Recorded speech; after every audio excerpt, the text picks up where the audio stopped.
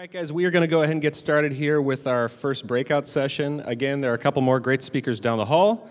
My name is Andy Tucholsky, and the session that I'm doing right here is called Undoing Trump's Damage. It's going to be a 40-part series starting today. We're going to do 90 minutes today, and we're going to do 90 minutes every single day until we get this all covered. I want to, first of all, I want to thank everybody for coming out today, despite the weather and everything. When Matt showed the first clip that kicked everything off, I mentioned that we would be getting together 1 year from then. What I neglected to mention was that we would all be buried alive in snow at that event. I also, thinking back on it, I mentioned how we were going through a government shutdown, but the resistance was open for business. Little did I know we would be mired in the longest government shutdown in history. So it makes me a little bit concerned about what to expect in 2020 next time we all get together. Everybody has their November 2016 story. You heard a couple of them. And I think it's good to share in these sorts of environments because it's this shared traumatic event that everyone needs to get their feelings out about. And November 2016, 3 weeks later, I was defending my dissertation in political science. So there I was, traumatized from the event of Donald Trump becoming president, and I thought to myself, my God, Andy, you are going to have to explain this to students for the rest of your career. And so far, that's exactly what's happened. I just remember specifically on election night, my parents came down from Northwest Indiana. Thank you for coming, Mom and Dad. I remember specifically, my mom had her heart and soul on Hillary Clinton on seeing the first woman elected president. And neither one of us could sleep long after the returns came in and Trump had hit 270 in the Electoral College. And we were both wide awake at 4:30 in the morning. And she just called, and I could hear a quiver in her voice. She said, "What do we do now? This is it, Mom. This is what we do. We fight. We fight, and we keep going, despite the odds." So I wanted to call this Undoing Trump's Damage because this will just be a little bit of a casual conversation, going through a little bit academically and also a little bit what you can do in terms of action. And we heard from Ezra, we've heard from some other speakers today, some really great practical advice. And I wanted to start off with a quote from Game of Thrones, in part because it looks like White Walkers will soon be on their way. But Tyrion Lannister is probably my favorite character, and he says, "We've had vicious kings and we've had idiot kings, but I don't think we've ever had a vicious idiot king." Well, sometimes the United States looks just a little bit like Westeros. And they also did build a wall in that show, if I remember correctly, and spoiler alert, it doesn't quite work out there either. So here we are, 2 years into the Trump administration, and the most common questions that I get from my students are, what does this mean and what can I do?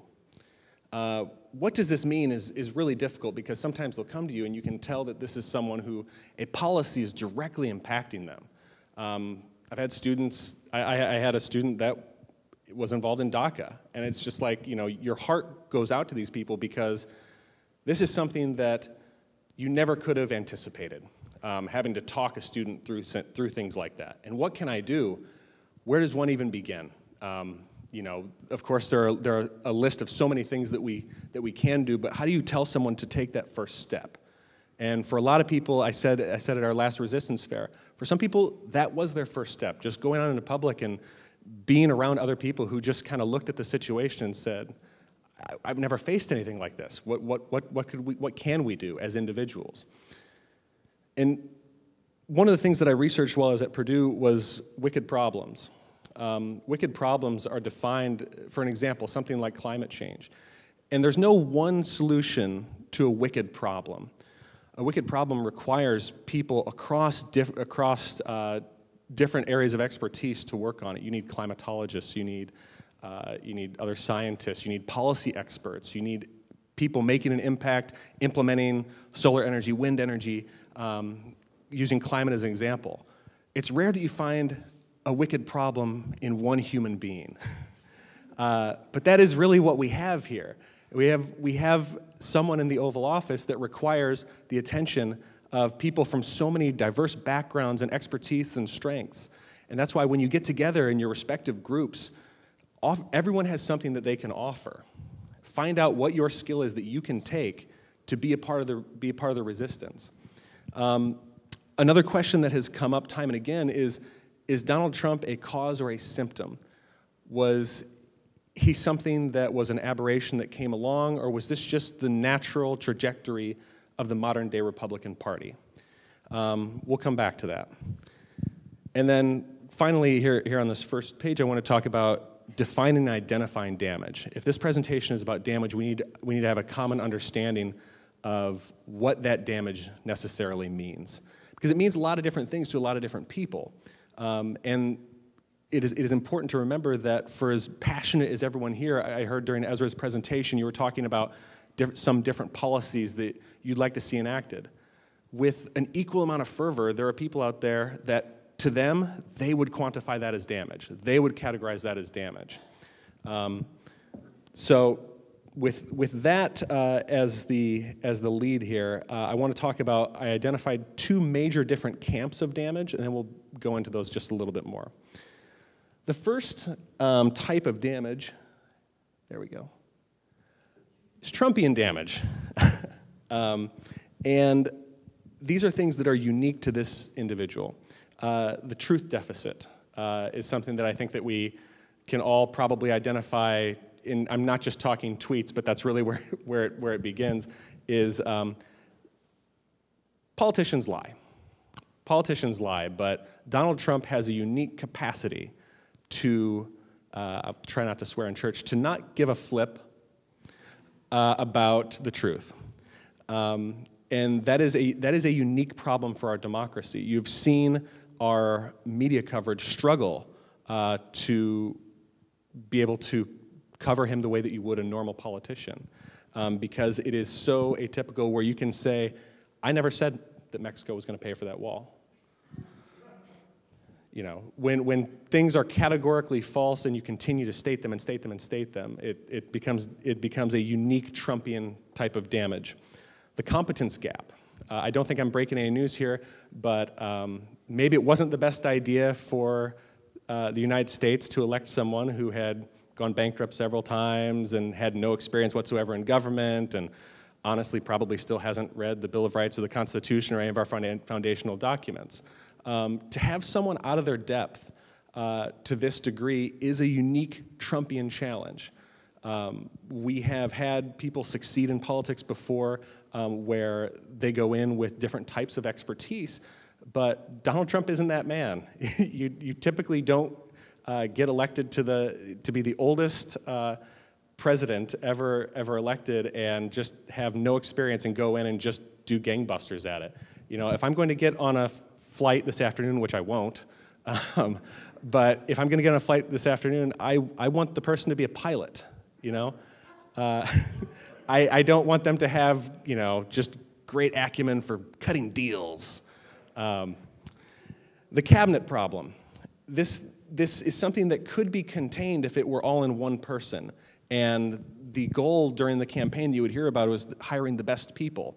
It's very clear 2 years in, this was clear 2 months in, that the best people have not been hired. When you have someone in charge of the interior in the pocket of big oil, when you have someone in charge of education that's in the pocket of for-profit colleges, when you have someone in charge of, when you have people that have a unique level of incompetence and malice towards the things that they are supposed to be regulating, that is a huge, huge problem for our democracy. People that willfully, I spoke before about how we're in the middle of a government shutdown. The Obama administration was accused of playing optics, of playing politics during the government shutdown when they shut down our national parks.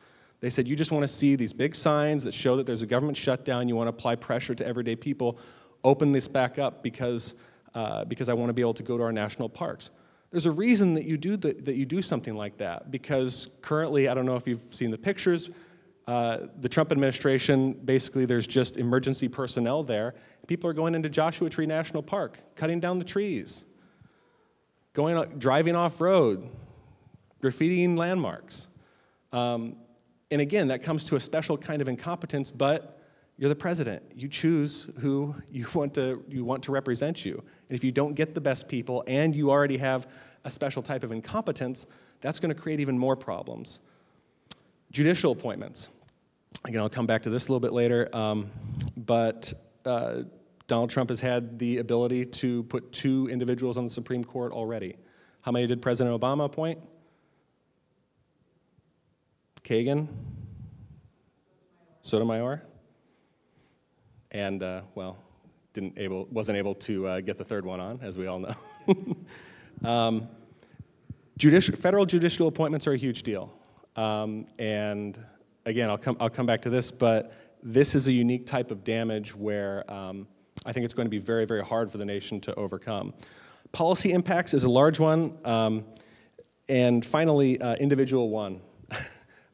Just the fact that this is a uniquely Trumpian type of damage in that we have a co-conspirator-in-chief at the moment.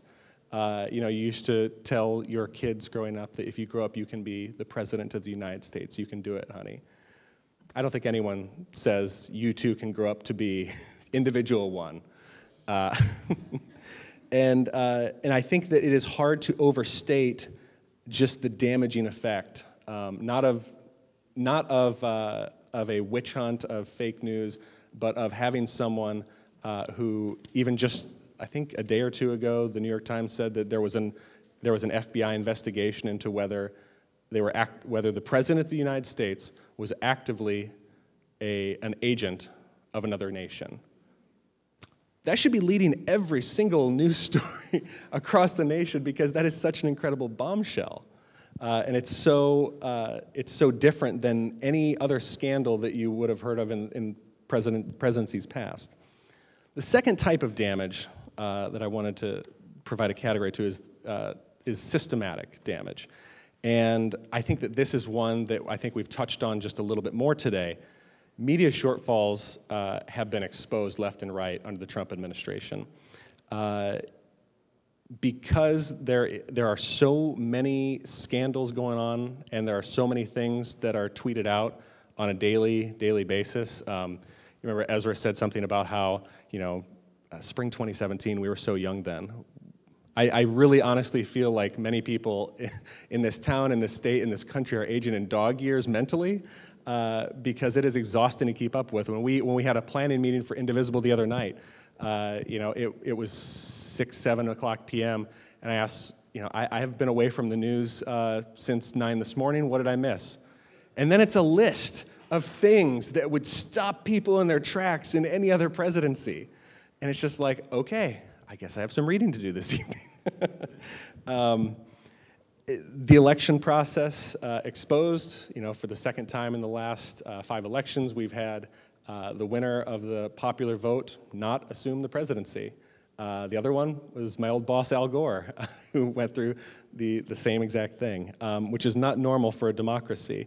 And one of the things that we talk about in a class that I teach on the Constitution and comparative democracies is how when we spread democracy to other nations, there's a reason that we don't give them an electoral college. There's a reason we don't recommend that, because it's not something that if you were to create a new nation, you wouldn't implement such a system, just as you wouldn't give another country the healthcare system that we've managed to build.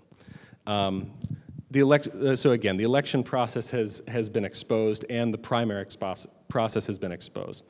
The State Department and diplomacy, I'm one of the people that put a lot of the books on our reading list.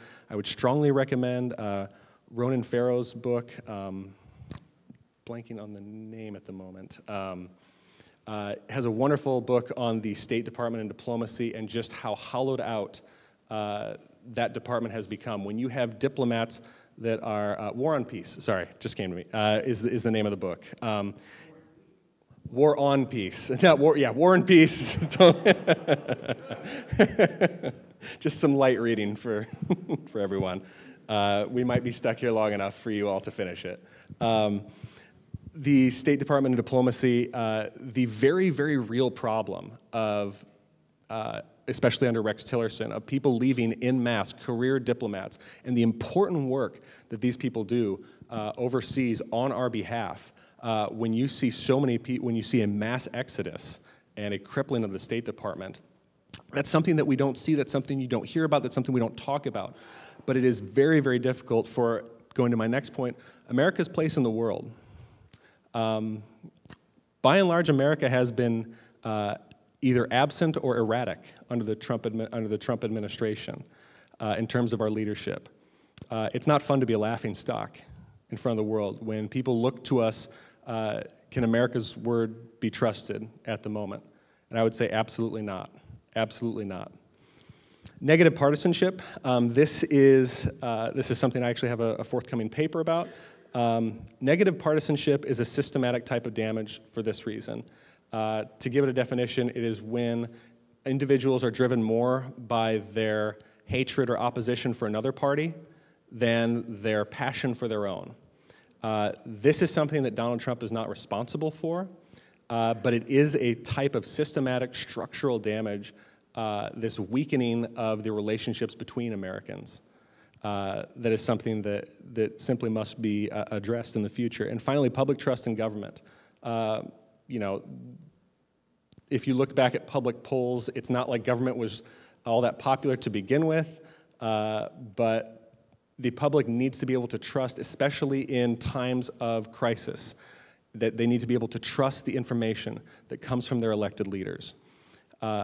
And honestly, if you have a president that's saying that he would divert funds from emergency relief to other states in order to build a monument to racism along our southern border, and you have facts that are, in fact, actual fake news being provided, talking about apprehensions at the southern border, number of terrorists apprehended at the southern border. If you cannot trust the facts and figures that come from your elected leaders, there is a real systematic issue there. So, what do we do about this type of damage? Here's the bad news. Always lead with the bad news. The most significant, tangible, lasting damage is, without a doubt, in my opinion, the courts. When you have lifetime appointments, 2 to the Supreme Court, 30 to the U.S. Court of Appeals, 53 to district courts, this is foundational. This is something that is that will take a generation to recover from, in all honesty, with the speed with which he's been able to get his nominees through. The second, issues where time is a factor. Climate change, again, this is just one example, and it's because it's something that I've researched and worked in the past. We're not going to get these 2, 3, 4 years back, heaven forbid 8. That time is gone, and it's going to require a Herculean effort on behalf of industry, government, everyday citizens to make up for crucially lost time. And it's not just, it is in a wide variety of areas. When you have, we have these wonderful groups here, but when you actively are rolling back protections and when you're making things harder for different Americans in this country, they don't get that time back. None of us do. And finally, dangerous precedents. Being willing to declare a state of emergency and a national security crisis to build a wall. Just from that on to the emoluments clause of, we made Jimmy Carter sell his peanut farm, folks. Donald Trump still gets to have Trump hotels, okay?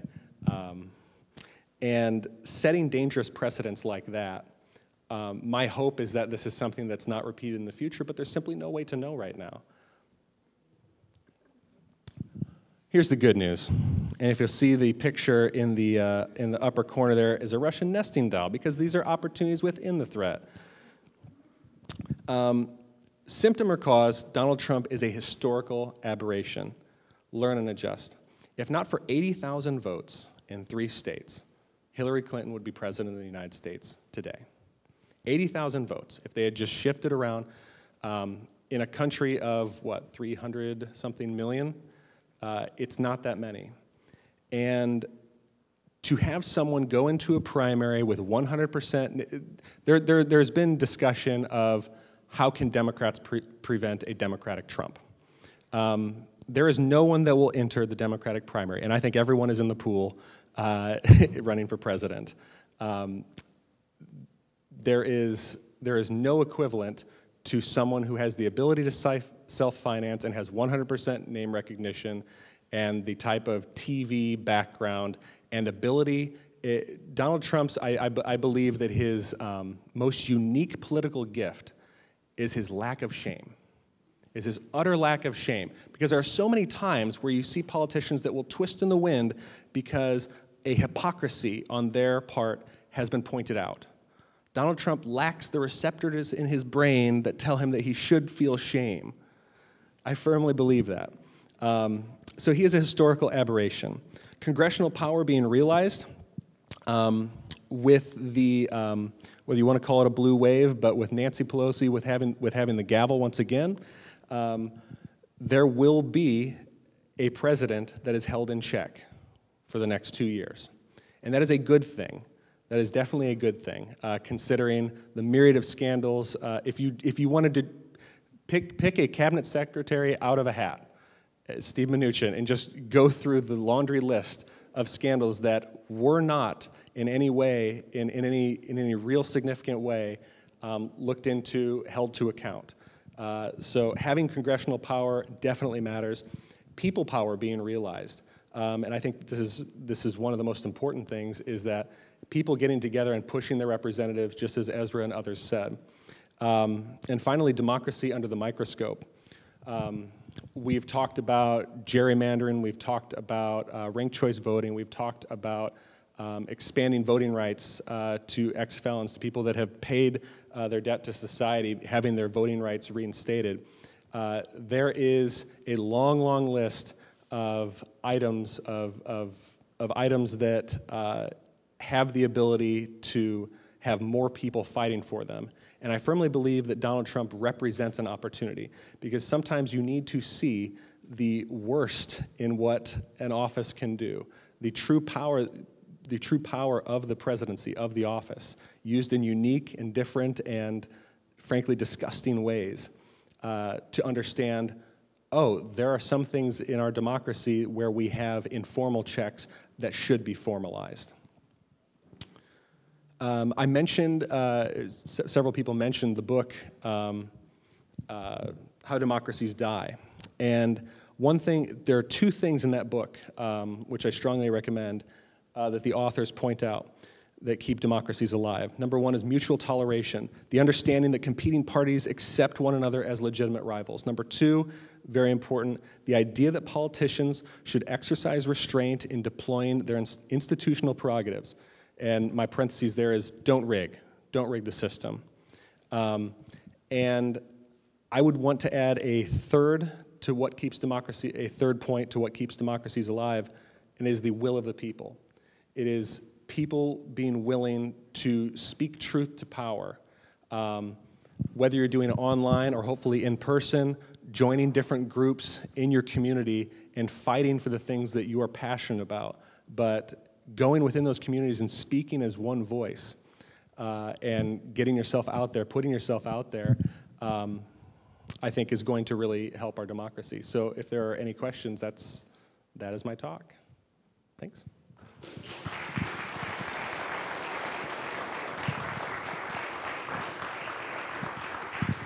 Yes.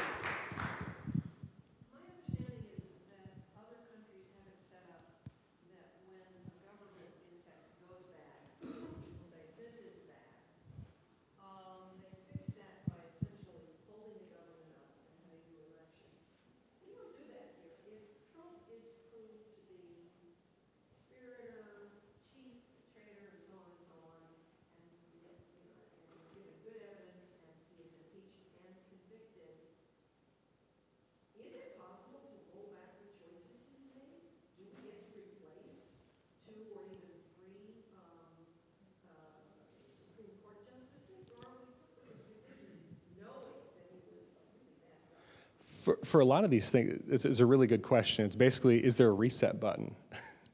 There isn't. Our founding fathers probably couldn't have imagined someone quite like this holding our highest office, and we have the ability set into place with impeachment, removal from office. There are questions about whether or not you can indict a current president, but you're talking about like recall elections, and unfortunately we have to work with the system that we have until we change the system, and that's why it's so important. The first bill that was introduced, correct me if I'm wrong, by the House Democrats as they received their majority was basically a slate of pro-democracy pieces of legislation, expanding voting rights, things like that. It's going to take a lot of work to fix what is broken in the system. But the first step is admitting that there is a problem. And there is a problem with our democracy right now. And it's not unique to Donald Trump. That's why I said there are Trumpian problems here, but there are also systematic issues at stake. If Donald Trump is impeached, removed, hung from a tire iron, we don't get to have 2 Supreme Court seats back, unfortunately. But what I do believe has happened is that through his election, I have seen more Democrats care about the judiciary than I ever have in my entire life. I think I have time for 1 or 2 more questions. In defense of the founders, I think they did sort of foresee the possibility of somebody like Trump. They talk about it a lot in the Federalist, but what I think they didn't foresee was like the other branch of government being controlled. They didn't foresee so much rise of parties in the first place, and the idea that his party would be so much his accomplices. I think that to have Donald Trump and Mitch McConnell at the same time is a special kind of hell, to be perfectly honest. Because and the thing that I always say about Mitch McConnell, with having Mitch McConnell and Paul Ryan both being leaders in their respective houses in this last session was. Mitch McConnell knows he wears the black hat. He knows he's the bad guy, and he wears it proudly. Paul Ryan thought he was the good guy. So which one would you rather have? Yes, Beck. I heard James Comey say that he hopes Trump is not impeached because half of the country or those that voted for him would never accept it. It was a witch hunt, blah, blah, blah. And he hopes that in the 2020 election there is the biggest rebuke of Trump in terms of the American electorate that we've ever seen. And part of me said, yeah, he's right. I mean, because half of the country who voted for him still will not accept that. And it'll be the Democrats who did this. And so it's more divisive than we already are. I don't know, your thoughts? My thoughts on that specifically would be let's see where the facts lead us, and this might not be a popular opinion in Indiana, but if we ever have a President Pence, but if we are unfortunate to have a President Pence, then Donald Trump has done something truly worth being removed for that, and I hesitate to say that we should be all pinning our hopes and dreams on Bob Mueller, but I'm willing to wait and see how it plays out. I don't know if that's a satisfactory answer, but I really think that it is hard to prejudge. Do I think that people in Congress should absolutely be considering talking about impeachment? Yes, I do. Absolutely. There's enough already on the public record. One thing that is also unique about Donald Trump is the fact that if he said the things in public, if he said in private the things that he says in public, I think that we would already have impeachment hearings underway. He says the quiet part out loud. He gives the game up, like when he had talked to I think there was an interview with Lester Holt where he talked about why, of course I fired him because of Russia. If that had been in an email server somewhere, if that had been something that had been a hush-hush conversation somewhere that came to light, it would be a bombshell. But he just says it because of the receptors that aren't quite firing correctly. Yeah, go ahead. Yep, back there in the hoodie. One issue that's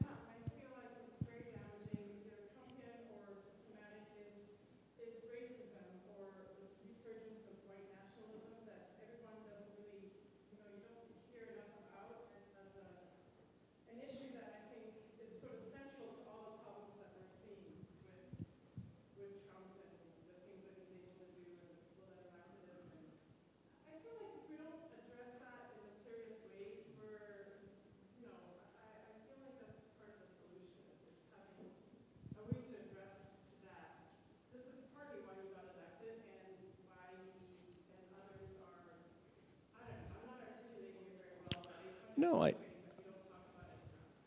thank you very much, and that'll have to be the last question. I'm getting the wrap it up sign. I could not agree with you more. When I gave a talk a year ago, I talked about just the unique problem of Donald Trump and race, and we see that this is the number one card, in my opinion, that he has to play, is making you afraid of other people. Sometimes other Americans, sometimes it's just this ambiguous other, a horde coming up from south of the border. This is the card he played time and again. If you think back to what we had a migrant caravan that was on its way to kill every man, woman, and child in America, and then replace you and take your jobs. You know, that's the card that he played, and he's playing it again right now. And I think that there are diminishing returns to playing that card. But I think that the role of race in Donald Trump's base. Let me draw a comparison. And again, Democrats are not without blame. But I think there is a fundamental difference, if you just want to take one example here, of the current difference between the parties. Democrats made Al Franken go away. And I happen to think that that was the right decision for the party. Steve King is still in Congress and doesn't see a problem with the words white nationalism, with white supremacy, and this has been this is an open secret. This is something that that has defined his career of embarrassing the state of Iowa and every single American. So I think that right there is an example of the differences, and it's important to push the people that you want to vote for in the right direction, especially on issues like that. So I've gone over my time here. Thank you so much, guys. We have more breakout sessions, I believe, starting momentarily. Again, there are going to be 2 down the hall and another one in here. Thank you so much, guys.